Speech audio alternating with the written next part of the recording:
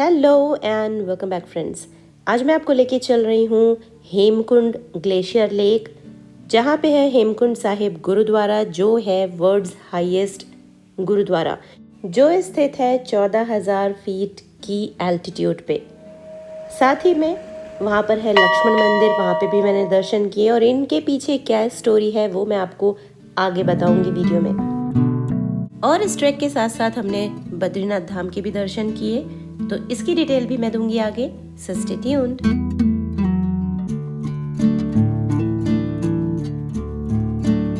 तो valley of flowers करने के अगले दिन हमारा ट्रैक था हेमकुंड साहिब के लिए।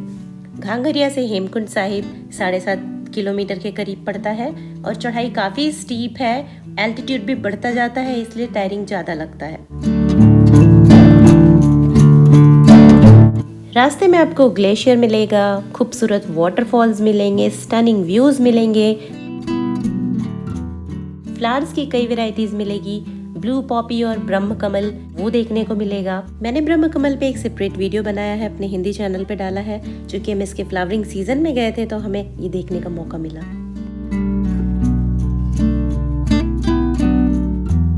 यहाँ पहाड़ों पे मौसम बिल्कुल मिनट्स में चेंज होता था। एकदम से धुंध हो जाएगी, बिल्कुल से बारिश होने लगेगी, फिर एकदम से मौसम खुल के धूप हो जाएगी। तो आपको अपने साथ रेनवियर तो रखना ही है, साथ ही साथ सुबह जल्दी स्टार्ट करें इस ट्रैक के लिए।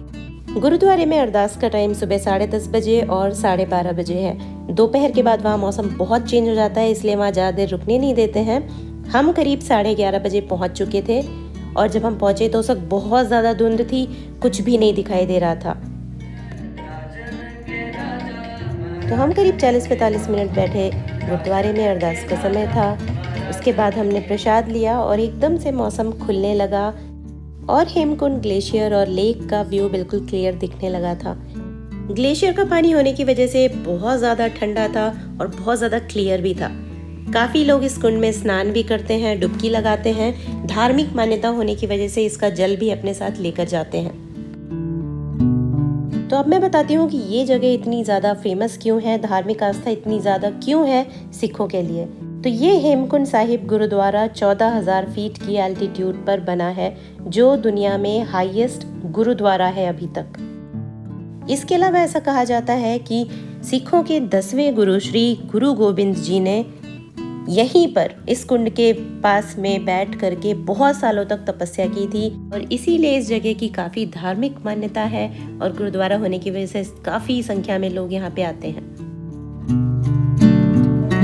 हेमकुंड के दूसरी तरफ ही लक्ष्मण जी का मंदिर भी है यहाँ पे। इस मंदिर के पीछे दो मान्यताएं हैं। पहली ये कि लक्ष्मण जी ने अपने शेषनाग के रूप में सैकड़ों साल तक इसी कुंड के पास तपस्या की थी।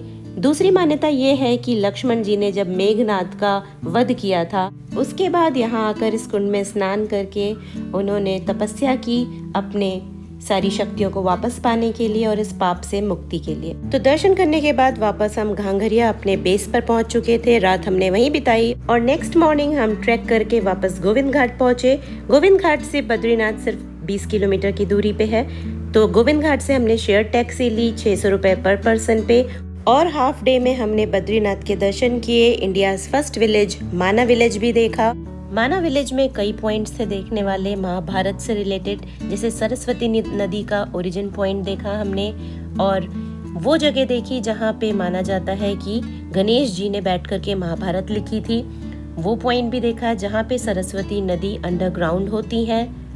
इस माना विलेज से जुड़ी एक धारणा ये भी है कि यहीं की नदी पार करते हुए पांडव स्वर्ग की सीढ़ी के लिए गए थे।